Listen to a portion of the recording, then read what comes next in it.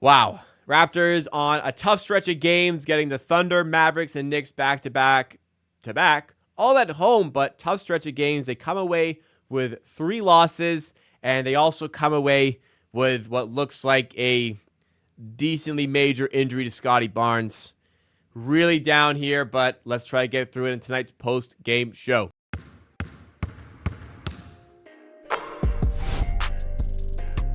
And as a reminder, for the post-game show, for all content here in the Amateur Hour Production Network, make sure you're subscribed. We do content like this for every Raptors game. Plus, if you enjoyed this along the way, hit that like button. It really does make a difference to the channel. But yeah, first things first. By the time, if you're watching this live, we don't know the extent of the injury. By the time you may be watching this post-game show, it's potential the information is out. But the key news that will come out of this game is that Scottie Barnes, unfortunately, picked up an injury, and it looks bad. Landed awkwardly on Karl-Anthony Towns' foot. Clearly rolled his ankle. Allegedly, while he was on the ground, said he couldn't feel his foot. His reaction right away was that of an injury that looks decently serious. We don't know the extent of it, but very clearly a right ankle injury. Obviously, if you saw it, I cannot. Again, I'm no doctor. I'm not going to speculate too much, but I cannot see that being an injury he returns from in under 2 weeks. It could be much longer. I don't know, but that is a huge, huge bummer. I know the team has lost 3 games in a row. I know they're 7-18. Understand all this, but man, Barnes had been playing really well. Kind of felt like the Raptors were turning a corner a little bit. This really deflates things. Like, I think that's the best word for it. Very deflating to see Barnes, who had been playing so well, go down like that for what could be an extended period of time. And again, if it is out, some serious conversations will have to be out there regarding what the direction should be for this team for the rest of the season. But on to the game here. Raptors fought well despite the Barnes injury. He got injured midway through this third quarter. Raptors finished the quarter really well. But the fourth quarter is the bane of their existence once again. They're leading the game going into the fourth quarter. Can't quite get over the line once again. A lot of games I look at the clutch for the Raptors and I kind of peg a few plays or just their style of play in general as part of the reason they lost. I can't really do that in this one.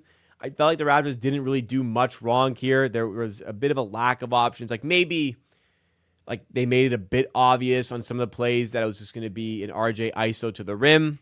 You go down with RJ ISO, but they collapsed really well. There wasn't really any backup plans there. But mostly, unless I'm being picky, it didn't really feel like the Raptors did much wrong there. The Knicks were favored by 7.5, I think it was in the end. They're the better team, and they come up with some big plays in the clutch, whether it be getting a couple steals, whether it be getting a block, or hitting big shots to ice this game and win by 5 points. If big if Barnes is out, one could argue that a competitive loss is the best thing this team can do at the moment as the ethical tank job continues. But onto the box score here. RJ, regardless of Barnes, was playing really well tonight, and the stat line shows it. 13 of 24 for Barrett, 30 points, 8 rebounds, 4 assists, and a steal. Barnes was having a really good third quarter. He didn't have a great first half. He was having a very good third quarter up until the injury, which is a shame. 15 points, 5 rebounds, 3 assists on 5 of 11 shooting. 3 of 8 from 3 will be his final stat line. But again, a big shame because he had been playing well. 10 points, 12 rebounds for Pirtle. Abaji, a 3, 7 points, 5 rebounds, 4 assists. Gray Dick, 3 of 11. Would have liked a bit more out of him. And Walter with probably his biggest performance of the season. 19 points for the rookie off the bench, 6 of 12 shooting, 3 of 7 from 3. But again, it comes down to a loss here for the Raptors.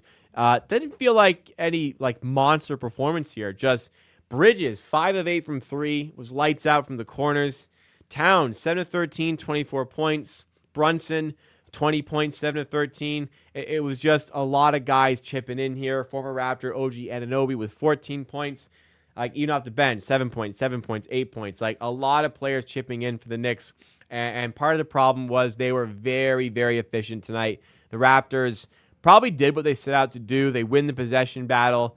Or they were, I mean, they had less turnovers going into the fourth, and in the late stages of the fourth committed a bunch, but they got 11 extra offensive rebounds. They win the battle there. There's no second chance points up on ESPN, but they were dominant in that metric. They were good on fast breaks. They won that battle by 4 points.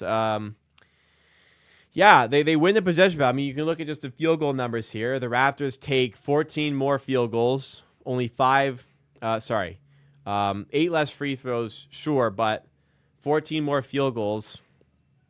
The Raptors win the possession battle, but go 45% of the field, 37% of three. Honestly, in a lot of games, I'll take that for the Raptors, but the Knicks were efficient tonight. They hit 42.5% of their threes. That was enough at the end of the day for the New York Knicks to get over the line here. So I said going into this 3-game stretch for the Raptors, this is a really important stretch to kind of see where they're at. Like, can they go 2-1 in this stretch of 3 games? Can they beat a couple of these good teams? Well, the answer is no. They resoundingly lost to the Thunder by nearly 40 points. They came back to make it respectable in the end against the Dallas Mavericks, losing by 7. And they lose here to the Knicks. 3 losses in a row, plus the Barnes injury.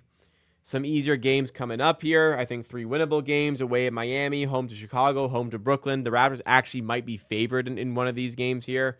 But, yeah, with the Barnes injury coming up, if there was any sort of hope that, hey, we're turning a corner, maybe we can start to win some games, be a playoff team, a lot of that's out of the window now. Again, we'll see the extent of the injury, but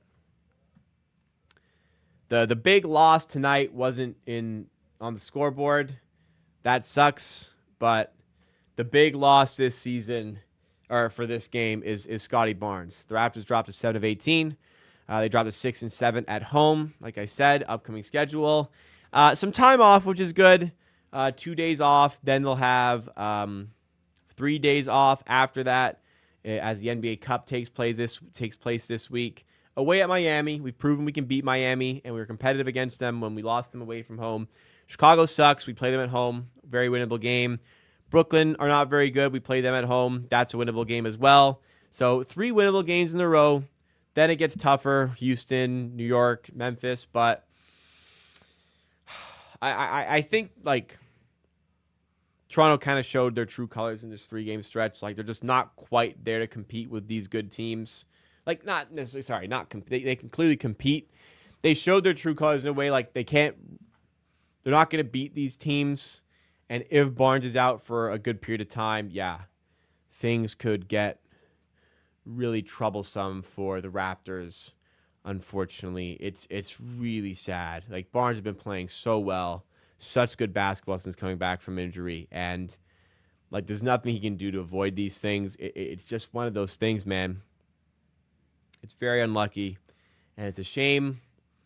You know, you're clinging on to these individuals and individual performances over the course of what has been a very difficult season, but it looks like it's about to get even more difficult going forward. So that'll do it for today's post-game show. If you enjoyed the content here, make sure to hit that like button and subscribe, because we do content like this for pretty much every Raptors game. I might miss like once a month, but last year I did, I think, like 73 out of the 82 games. We're on pace to do similar this year. Get subscribed, join the Amateur Hour Army today.